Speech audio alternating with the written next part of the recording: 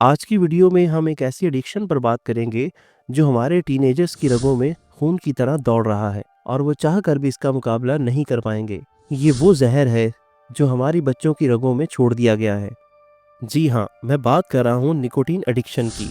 आज की इस वीडियो में हम ये बात करेंगे कि कैसे वेप कल्चर ने हमारी यंग जनरेशन को तबाह कर दिया है और कैसे आने वाले 10 सालों में इसके ड्रास्टिक इफेक्ट होने वाले हैं।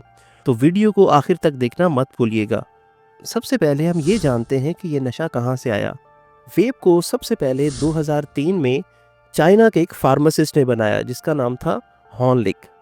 हॉर्नलिक का बाप एक चेन स्मोकर था और लगातार चेन स्मोकिंग की वजह से उसके लंग्स डैमेज हो गए और उसकी वजह से उसकी मौत हो गई। और हैरानकुन तौर पर हॉर्नलिक भी इसी आदत का शिकार था। वो भी एक चेन स्मोकर था।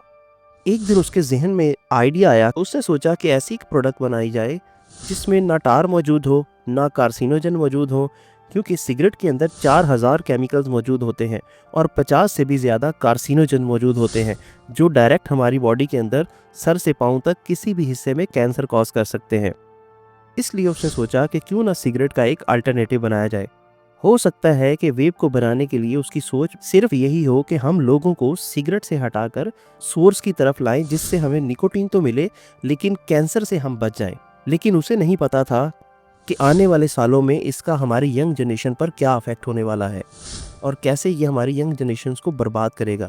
फिर 2005 में चाइना की एक रोयान नामी कंपनी ने उसके इस आइडिया को कॉपी किया और ब्रांडिंग करने के बाद बाकायदा तौर पर इसको एक पॉजिटिव चीज़ के तौर पर नशर किया, यानी एक ऐसे सिगरेट के तौर पर जिसे हम ई सिगरेट कहते हैं, जिसमें निकोटीन को कंट्रोल किया जा सकता है, जिसमें निकोटीन होगा, ना कार्सिनोजेंस होंगे जिनसे ना तो किसी इंसान को कैंसर होगा और ना ही 4000 केमिकल जिससे बाकी बीमारियां होती हैं। और इतनी पॉजिटिव ब्रांडिंग के बाद लोगों ने इसको अडॉप्ट करना शुरू कर दिया।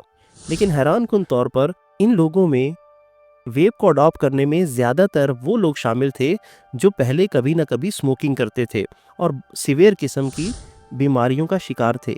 उनके लिए ये एक अच्छा अल्टरनेटिव साबित हो सकता था। लेकिन उनके जहन में भी वही सवाल आया जो इस वक्त आपके जहन में आ रहा है, क्या वेप सेफ है? तो चलिए जानते हैं कि वेप काम कैसे करता है। इसको जानने के लिए हम ये समझते हैं कि वेप कैसे बनता है और ये कैसे काम करता है। वेप एक इलेक्ट्रिक डिवाइस है जिसमें बैटरी का इस्तेमाल होता है और एक लिक्विड का इस्तेमाल होता है और इस लिक्विड के अंदर मुख्तलिफ फ्लेवर्स का इस्तेमाल किया जाता है जिन्हें मुख्तलिफ केमिकल से बनाया जाता है।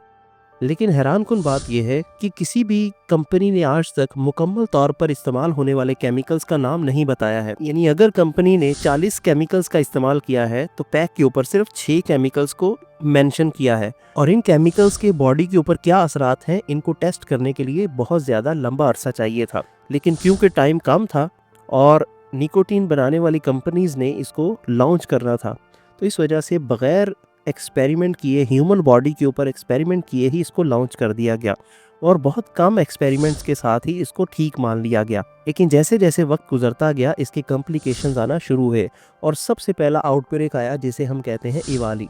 ये आउटब्रेक अमेरिका में 2019 में आया और इसमें तकरीबन 28,000 से ज़्यादा लोग मुतासिर हुए और तकरीबन 70 से ज़्यादा लोगों की जान गई। चले अब मैं आपको ये बताता हूँ कि ये 70 लोग कैसे मरे।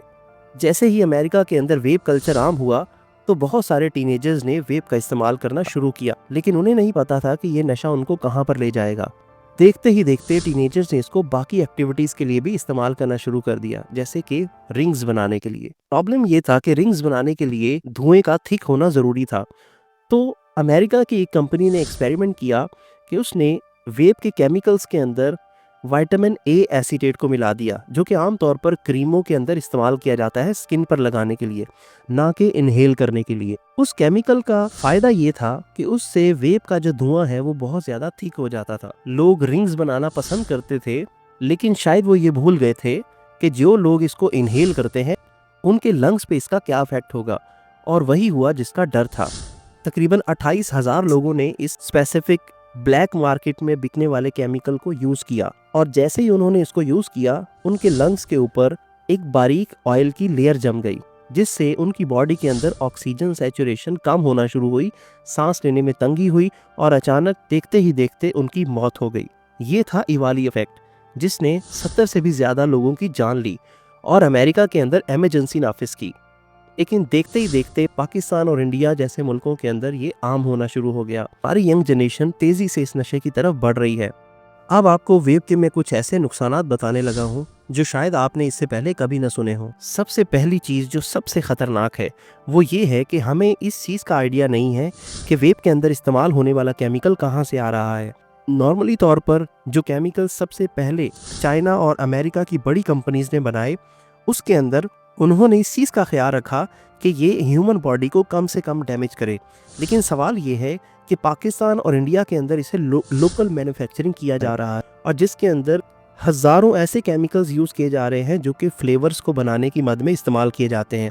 लेकिन हैरानकुन बात यह है कि वो किसी मेडिकल लैब से टेस्टेड नहीं है और ऐसे हज़ारों केमिकल्स जिनके अंदर फिनोल्स हैं, जिनके अंदर बेंजीन के कंपाउंड्स हैं, जिसके अंदर ऐसे कंपाउंड्स हैं जो कैंसर कॉज करते हैं, और जब वो स्मोक होते हैं उनसे डिफरेंट तरह के केमिकल्स बनते हैं जो हमारी बॉडी पे बड़े सीरियस इफेक्ट डालते हैं। इसके शॉर्ट टर्म में तो ऐसे सिम्टम्स नहीं है कि इंसान इसको वक्ती तौर पर छोड़ दे, लेकिन आने वाले सालों में इसके कुछ ऐसे नुकसानात होंगे जो काबिले बर्दाश्त नहीं होंगे। अब हम वेप के अंदर इस्तेमाल होने वाले सबसे बड़े दुश्मन के बारे में बात करेंगे जो है निकोटीन। निकोटीन का सबसे बड़ा इफेक्ट ये होता है कि ये हमें हमारे दिमाग को डिपेंडेंट कर लेती है, क्योंकि निकोटीन एक एडिक्टिव ड्रग है। जैसे जैसे आप इसको लेंगे ये आपको अपना आदी बना लेगी और उसके बाद आपकी बॉडी के फंक्शन परफॉर्म होना कम हो जाएंगे। यानी कि ये आपकी बॉडी के रिवार्ड सिस्टम को एक्टिव करता है। जैसे ही आप निकोटीन लेते हैं ये आपको डोपामिन देता है और डोपामिन आपको रिलैक्स करता है। इसीलिए आपने देखा होगा कि कई लोग खाना खाने के बाद सिगरेट पीने जाते हैं या वेप पीने जाते हैं, क्योंकि उनको निकोटीन की एडिक्शन लग जाती है और जब तक वो निकोटीन नहीं लेते उनको सुकून नहीं मिलता और निकोटीन की ना लेने की वजह से उनको एंजाइटी और उनको बहुत सारे प्रॉब्लम्स होना शुरू हो जाते हैं। और सबसे बड़ा खतरा यही है कि निकोटीन हमें अपना गुलाम बना रहा है। वो हमसे जो चाहता है वो करवाता है और हम उसी के कहने पर अपने घर वालों से अलहदा होकर किसी बंद कमरे में, किसी क्लास के कोने में, किसी पार्क के अंदर दोस्तों के साथ मिलकर इस नशे का इस्तेमाल करते हैं और अपनी एडिक्शन को पूरा करते हैं। हमें लगता है कि हम सिगरेट पीते हैं या वेप पीते हैं, असल में वेप हमें अपना आदी बना रहा है और एक ऐसा टाइम आएगा जब हम इतने आदी हो जाएंगे कि हम उस पॉइंट तक पहुंच जाएंगे जहां से वापस आना नामुमकिन।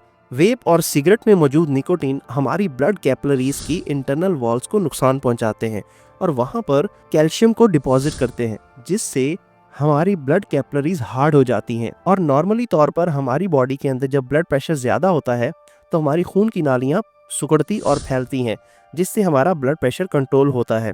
लेकिन निकोटीन लेने वालों में खून की नालियाँ सिकुड़ना और फैलना कम हो जाती हैं, जिनसे उनको स्ट्रोक का मसला बन सकता है या उनको हार्ट अटैक भी हो सकता है।